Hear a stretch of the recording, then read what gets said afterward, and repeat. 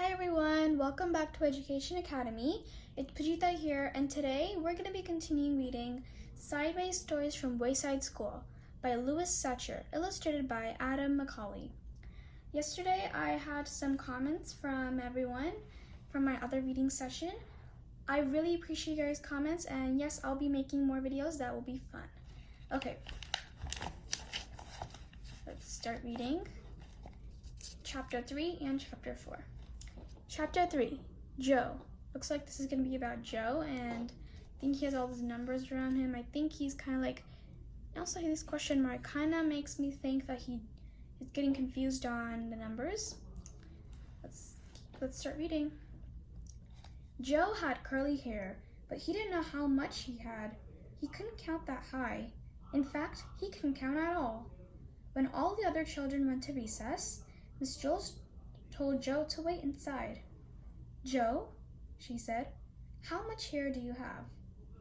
Joe shrugged his shoulders. A lot, he answered. But how much, Joe? Asked Miss Jules. Enough to cover my head, Joe answered. Joe, you are going to learn how to count, said Miss Jules. But Miss Jules, I already know how to count, said Joe. Let me go to recess. I think he's kind of escaping from Miss Jules teaching him. I think he'll regret soon. Okay. First count to 10, said Miss Jules. Joe counted to 10. 6, 8, 12, 1, 5, 2, 7, 11, 3, 10. No, Joe, that is wrong, said Miss Jules. No, it isn't, said Joe. I counted until I got to 10. But you were wrong, said Miss Jules. I'll prove it to you. She put 5 pencils on his desk. How many pencils do we have here, Joe? Joe counted the pencils. 4, 5, 1, 9, 5. There are 5 pencils, Miss Jules. That's wrong, said Miss Jules. How many pencils are there? Joe asked. 5, said Miss Jules. That's what I said, said Joe. May I go to recess now? No, said Miss Jules. You got the right answer, but you counted the wrong way. You were just lucky. She set 8 potatoes on his desk. How many potatoes, Joe? Joe counted the potatoes. 7, 5, 3, 1, 2, 4, 6, 8. There are 8 potatoes, Miss Jules. No, there are 8, said Miss Jules. I think this is kind of going his way, and Miss Jules is kind of making him confused. No, there are 8, said Miss Jules. But that's what I said Joe. May I go to recess now? No, you got the right answer, but you counted the wrong way again. She put 3 books on his desk. Count the books, Joe. Joe counted the books. 1,000, 1,000,000, 3. That is totally not the way you count. 3, said Miss Jules. Correct, said Miss Jules. May I go to recess now? Joe asked. No, said Miss Jules. So I think the author has a really creative mind, because he just kind of used different ideas to kind of help us laugh a lot. May I have a potato? Asked Joe. No, listen to me. 1, 2, 3, 4, 5, 6, 7, 8, 9, 10, said Miss Jules. Now you say it.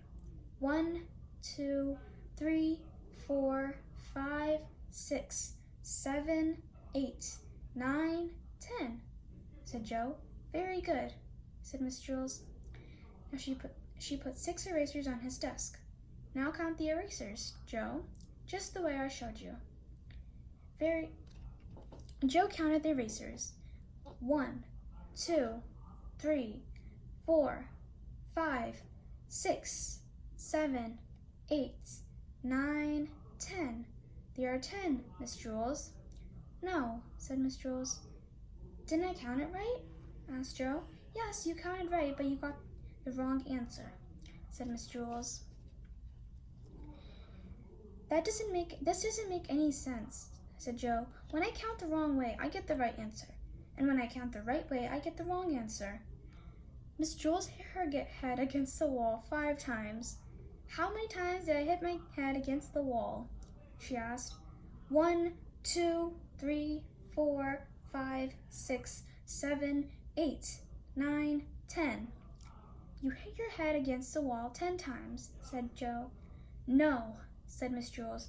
4, 6, 1, 9, 5. You hit your head 5 times, said Joe. Miss Jules shook her head no and said, yes, that is the right answer. The bell rang, and all the children came back from recess. The fresh air had made them very excited, and they were laughing and shouting. Oh, darn, said Joe. Now I miss recess.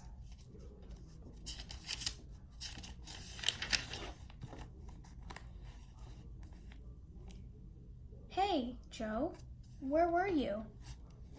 You missed a great game of kickball. I kicked a home run, said Todd. What was wrong with you, Joe? asked Joy. Nothing, said Joe.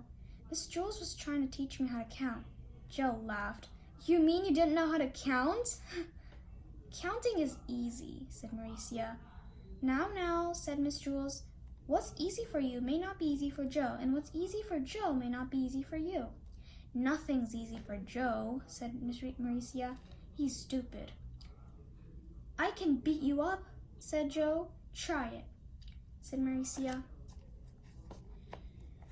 That will be enough of that, said Miss Jules. She wrote Mauricia's name on the blackboard against the word discipline. Joe put his head on the desk between the 8 potatoes and the 6 erasers. Don't feel bad, Joe, said Miss Jules.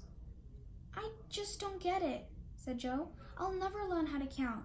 Sure you will, Joe, said Miss Jules. One day it'll just come to you. You'll wake up in the morning and suddenly be able to count. Joe asked, if all I have to do is wake up, what am I going to school for? School just speeds things up, said Miss Jules. Without school, it may take another 70 years before you wake up and you're able to count. We're not just waking up and able to count, it's just right there. By the time I have no hair left on top of my head, by that time, I may have no hair left on top of my head to count, said Joe. Exactly, said Miss Jules. That is why you go to school. When Joe woke up the next day, he knew how to count. He had 55,006 hairs on his head. They were all curly. Wow, that's strange. Okay, we're going to be reading this next chapter here called Sherry. And when you look at this picture here, it looks like she's a girl and she's sleeping with a big jacket on her head, and I think she's sleeping. Let's see what's going on. Chapter 4, Sherry. Sherry had long eyelashes. She weighed only 49 pounds. She always wore a big red and blue overcoat with a hood. The overcoat weighed 35 pounds. The red part weighed 15 pounds, and the blue part weighed 15 pounds. And the hood weighed 5 pounds. Her eyelashes weighed 1.5 pounds. She sat next to the window in Miss Jules' class. She spent a lot of time staring out the window. Miss Jules didn't mind. Miss Jules said that a lot of people learn best when they stare out a window. Sherry often fell asleep in class. Miss Jules didn't mind that either. She said that a lot of people do their best learning while they're asleep, or when they're asleep. I think she's a sleeping person. And I think she's a night person too, because I don't think she's going to stay awake in the morning. Let's keep reading. Sherry spent all of her time either looking at the window or sleeping. Miss Jules thought she was the best student in the class. One afternoon, it was very hot. All the windows were open, yet Sherry still wore her red and blue overcoat. The heat made her very tired. Miss Jules was teaching arithmetic. Arithmetic is something like a math lesson. Sherry pulled her hood over her face, buried herself in the coat, and went to sleep. Miss Jules, said Kathy, Sherry is asleep. That's good, said Miss Jules. She must be learning something. Miss Jules continued with her lesson. Sherry began to snore. Miss Jules, Sherry is snoring, said Kathy. Yes, I can hear, said Miss Jules. She must be learning an awful lot today. I wish the rest of you could be like her. Sherry began to toss and turn. She flipped over on her desk, and then she rolled over on top of Kathy's desk. Then she rolled back the other way. Kathy screamed. Sherry rolled out the window. She was still sound asleep. As you know, Miss Jules' class was on the 13th story of Wayside School, so Sherry had a long way to go. After she had fallen 10 stories, Sherry woke up. She looked around. She was confused. She wasn't in Miss Jules' class, and she wasn't at home in bed. She couldn't figure out where she was. She yawned, pulled the hood back over her eyes, and went back to sleep. By the time she had fallen another 10 stories, Wayside School had an exceptionally large playground. Louis, the yard teacher, was way over on the other side of it when he happened to see Sherry fall out of the window. He ducked under the volleyball net, hurtled past the kickball field, hopped over the hopscotch court, climbed through the monkey bars, sped across the grass, and caught Sherry just before she hit the ground. The people in Miss Jules' class cheered. Sherry woke up in Louis's arms. Darn it, Louis, she said. Why did you go and wake me up? What did you go and wake me up for? I'm sorry, Sherry, said Louis.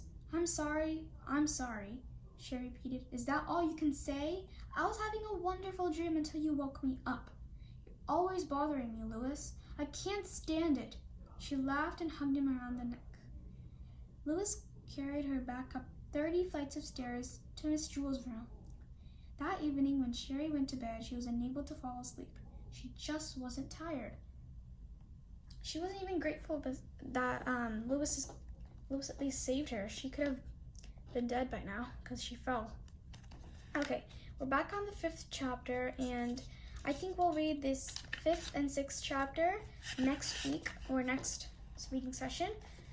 And the challenge for today is going to be to try to make your own character and try to maybe describe your character on the comments below.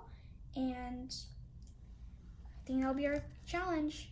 Thank you for watching. See you guys next time. Bye.